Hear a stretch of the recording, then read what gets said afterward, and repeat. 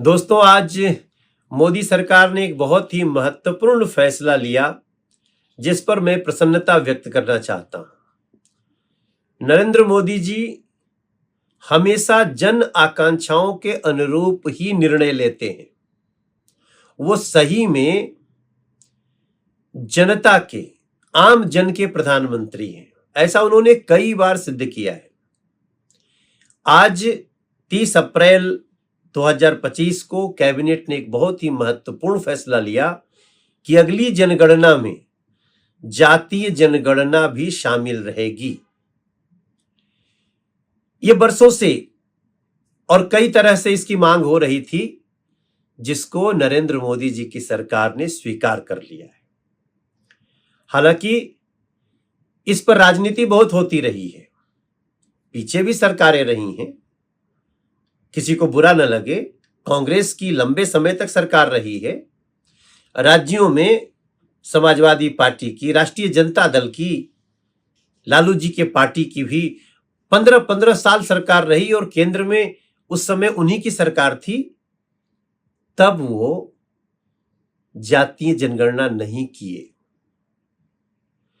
आज नरेंद्र मोदी जी की सरकार के कैबिनेट का फैसला आया और मैं समझता हूं देश के प्रत्येक उस व्यक्ति को जो राजनीतिक गतिविधियों में, केंद्र सरकार के द्वारा लिए गए निर्णयों में इंटरेस्ट रखते हैं, उनको इस बात को बहुत अच्छे से समझना चाहिए और लोगों को बताना चाहिए। आगे जो जनगणना होने वाली है उसमें जातीय जनगणना भी की जाएगी और इसके कारण सही मायने में पिछड़े लोगों को, पिछड़ी जातियों को, जो हाशिए पे लोग हैं, उनका सही अनुपात में उनके साथ न्याय होगा। अब सवाल उठता है कि जिनकी पहले सरकार रही उन्होंने क्यों नहीं किया, वो केवल बात ही क्यों करते रहे। वो बात भी तब करने लगे जब मोदी जी की सरकार बनी।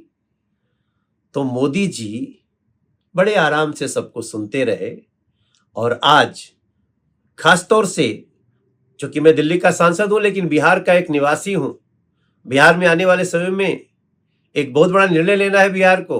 बिहार सरकार का चुनाव होगा और उसमें मोदी जी ने जातीय जनगणना को स्वीकार करके उनकी मांग, एक बहुत महत्वपूर्ण फैसला लिया है और मैं उसके लिए बधाई देना चाहता हूं।